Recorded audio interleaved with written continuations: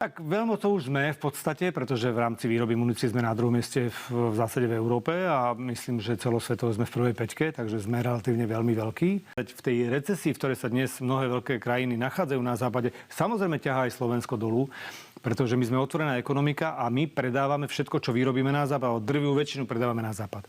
Ak si to nebudú naši západní partneri kupovať, naša ekonomika skrachuje.